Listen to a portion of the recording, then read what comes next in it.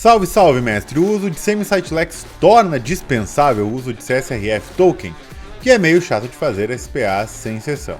Sim, contudo, todavia, entretanto...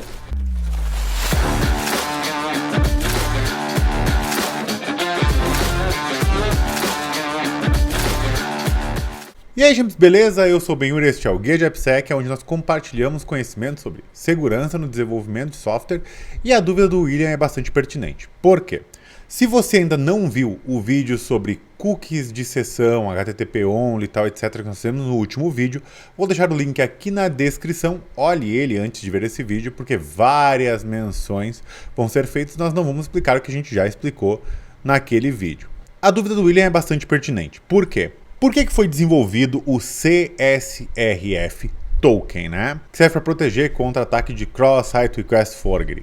Antes do Semi-Site Lex ou Strict, aquele ataque de eu tenho um site do atacante, né, o evil.com, dentro dele eu tenho um request para meusite.com, ele funcionava. E aí qual que é a ideia? Eu não gostaria de, quando eu entrasse na página de um atacante, que seja feito um request para uma alteração de cadastro, por exemplo, né?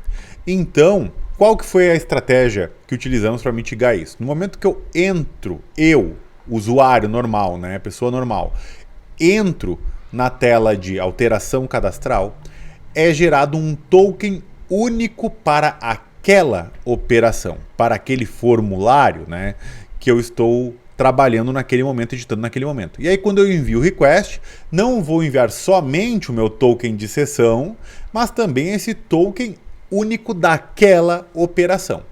Perceba que esse token, o token de sessão, ele normalmente é gerado no login e dura por vários tempos, né?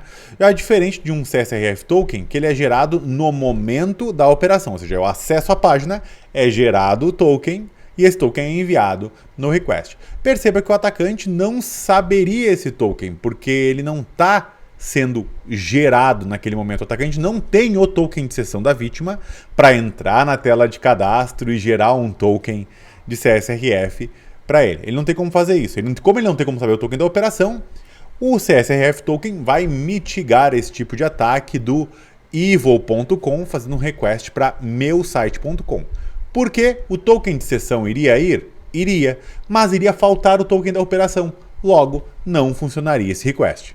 Então, falando especificamente deste ataque, onde o site evil.com tenta fazer um request para meusite.com, o atributo Semi-Site Lex ou Strict, sim, deveria mitigar este tipo de ataque e você não precisaria implementar um CSRF Token para isso. Porém, existem alguns problemas e algumas considerações importantes aqui.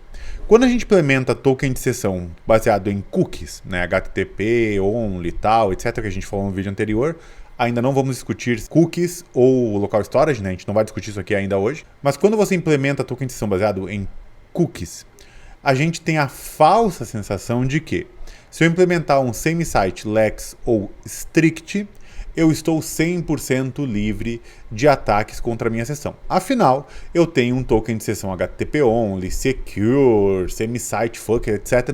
Enfim, e aí eu acho que nenhum outro tipo de ataque vindo de um atacante baseado nesse tipo de coisa vai funcionar. O que de fato não é verdade, tá bom? Então, eu vou explicar alguns cenários de ataque aqui que não são mitigados somente pelo Semi-Site Lex ou Strict. E a primeira coisa já para deixar claro é que Cross-Site Scripting faz bypass em todas as proteções de CSRF. Por quê? Se você tem alguma vulnerabilidade de XSS na sua página, em teoria, você está executando JavaScript no exato mesmo contexto do usuário. Então, ou seja, ele está no site dele, ele está na seção dele, em seu próprio uso, no seu próprio dispositivo, etc. Então, se você tem cross-site scripting na sua página, beleza, talvez o atacante não vai conseguir ler o token de sessão, né? Porque ele vai estar HTTP only, etc. Mas ele vai continuar podendo fazer requests para o servidor em nome do site normal, né? E como é token, não importa para onde ele faça o request, ele vai acabar funcionando, porque vai chegar no servidor, o request vem do site correto, né? Mas talvez você esteja se perguntando, Benhur, mas e aquele esquema do token único para uma ação do usuário? Porque, poxa vida, se eu tenho que entrar na página de alteração cadastral, alteração de senha, alteração de e-mail, alteração de telefone, né? Que são pontos para duplo fator de autenticação, todo mundo sabe, né? E usa também para recuperação de senha. Então eu altero um e-mail de um usuário, peço a recuperação de senha e tenho um account takeover, né? Eu pego a conta dele para mim. Mas se esses casos eles estão especificamente numa tela de cadastro, de alteração cadastral, e digamos que o cross-site script que eu encontro é em uma outra tela, uma telinha de sobre ou para saber mais, em teoria eu estaria protegido, porque o CSRF token ele vai ser gerado naquela tela de alteração cadastral, né? Não é bem assim. Por quê? Perceba que ao acessar a tela de alteração cadastral, eu tenho o token da operação cadastral. Faz sentido? Faz. Digamos que o XSS esteja encontrado numa outra parte do site qualquer. Perceba que acessar a tela de alteração cadastral nada mais é do que um GET, uma operação de GET, para aquela rota aonde está o HTML da tela de alteração cadastral. Nesse HTML vai retornar, nessa resposta, né, para montar a tela, vai retornar o token. Então basta que o XSS faça dois requests, um de GET, como se estivesse acessando a tela, vai pegar essa resposta, que vai ser um HTML, vai fazer o parsing dele, vai obter especificamente o token, e depois ele faz uma outra request. Então, XSS faz bypass em tudo. Tá? Então, se você tem um XSS e acha que ele é menos crítico porque você tem um token de sessão HTTP e semi-site, etc., saiba que você continua com o problema. Outra questão bem importante agora é subdomínios. Quando a gente tem uma aplicação muito grande, não só a aplicação, mas uma empresa muito grande, né? Nós acabamos por não conhecer todos os subdomínios, né? Ou eles nascem fora do nosso controle, ou eles nascem com desenvolvimentos paralelos. A gente compra uma empresa que tem um site e só troca ela para outro subdomínio e assim por diante. O que acontece? O que eu quero te passar é, dentro de uma empresa grande ou dentro de uma aplicação grande, pode ser que nós tenhamos vários subdomínios. Alguns deles podem ser, inclusive, dinâmicos. E o que é mais importante entender aqui? Cross-Site Request Forgery não significa necessariamente de um domínio atacante para o meu domínio vítima. Significa que um site que não tem permissão de fazer requests para um outro site o possa fazer. Então, se eu tenho o evil.com, né, o atacante.com, tenta fazer um request para vítima.com, beleza, tem um cross-site request forgery. Mas se eu tenho um subdomínio que também não deveria fazer requests ou não deveria ter acesso ou estar vinculado ao token de sessão, e ele não deveria poder fazer requests nesse contexto, eu também tenho um cross-site request forgery, mesmo que seja dentro da minha própria empresa. Por quê? É bem comum, quando a gente faz login do usuário, nós definimos o token de sessão para *meusite.com e tudo ali dentro vai acabar tendo acesso ao token de sessão, ao cookie de sessão do usuário, né? Porém, o que acontece, pegando o exemplo anterior, se eu tenho um cross-site scripting numa outra aplicação da puta que pariu lá, que surgiu num subdomínio qualquer dentro da nossa empresa, de um site institucional, de alguma ferramenta que a gente comprou que não está bem testada e a gente plugou ela no nosso ecossistema e botei um subdomínio para ela, entende? Então, se esses outros subdomínios tiverem vulnerabilidades relacionadas a, por exemplo, cross-site scripting, vai ser por lá que vai acabar entrando, e o token de sessão, por estar mal configurado, que eu digo mal configurado, ele é excessivamente permissivo. Ele permite que qualquer subdomínio dentro do nosso ecossistema tenha gestão, né, do token de sessão do usuário. E aí, nesse caso, eu acabo perdendo o controle de onde o token de sessão de usuário deveria estar sendo utilizado. Então, por essa má configuração e problemas com esses subdomínios, na verdade, as aplicações que estão dentro desses subdomínios, eu continuo tendo um problema de risco. Não necessariamente ao Semi-Site Lex ou Strict, mas eu continuo tendo um problema de como está o estado de segurança das aplicações que estão surgindo nesses outros subdomínios. E aproveitando que a gente está falando de subdomínios, o ataque de subdomain takeover também acaba se tornando um risco com relação a isso.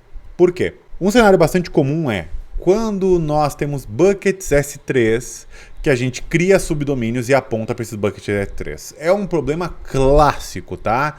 Por quê? Lá na AWS, quando você está criando um bucket S3, você pode dar um nome para ele, né?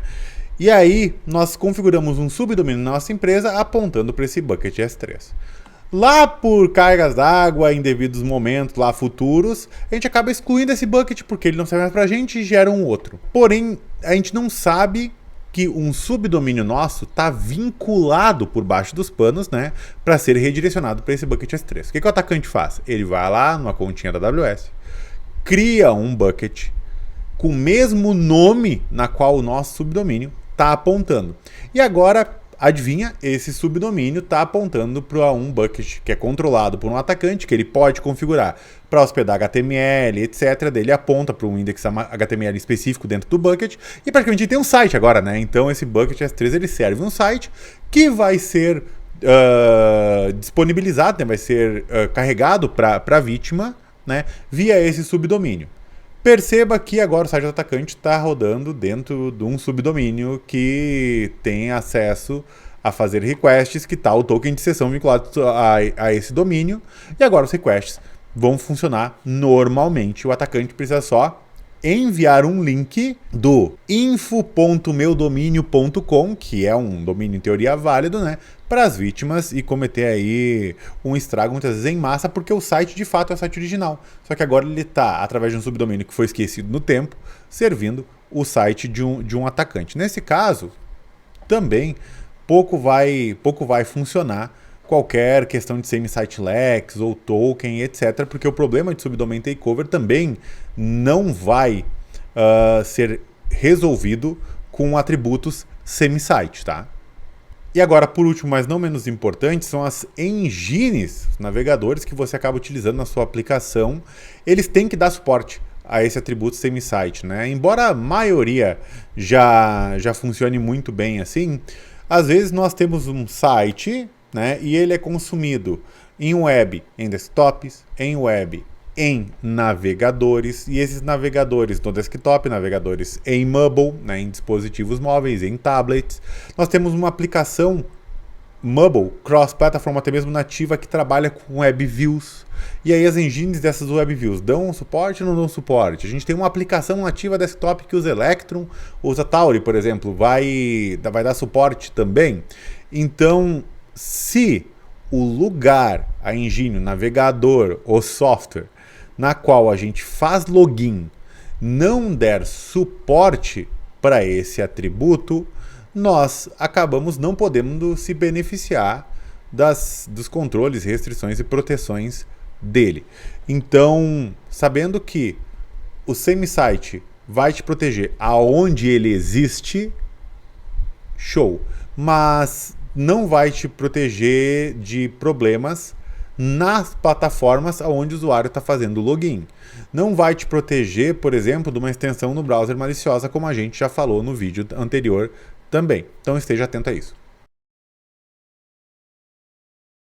Bem, e para finalizar esse vídeo, a minha recomendação é que sempre se implemente um CSRF token no momento que a gente decide por usar sessão de usuários com cookies, HTTP only e tal, etc. Existem diversas formas de implementar CSRF token.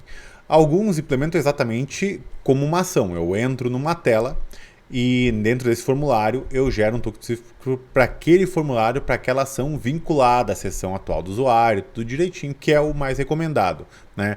Outro que pode ajudar, não é o melhor dos mundos, mas pode ajudar bastante, é gerar um CSRF token por seção do navegador, né? Então, por exemplo, eu abro a tab, eu gero aquele CSRF e ele está vivo enquanto aquele browser está aberto, enquanto aquela seção ativa do navegador está aberto. Não confunda sessão ativa com o token de sessão do usuário. Às vezes o token de sessão do usuário dura horas, dias, né, semanas, dependendo de alguns casos aí, e esse token ele dura somente enquanto a navegação do usuário estiver acontecendo. Quando ele acessa a tela e ele está logado, eu gero esse token adicional ali que ele só vai durar perante aquele uso, né? Então a recomendação é não confiar específica exclusivamente no atributo same-site-lex para tudo e achar que estamos protegidos. No momento que eu tomo a decisão do token de sessão por HTTP only, é interessante eu ter uma implementação de CSRF token. Beleza? Se você gostou desse vídeo, deixe seu like, se inscreva no canal, recomende ele para outros champs, tá bom? Nos vemos por aí, obrigado e até a próxima!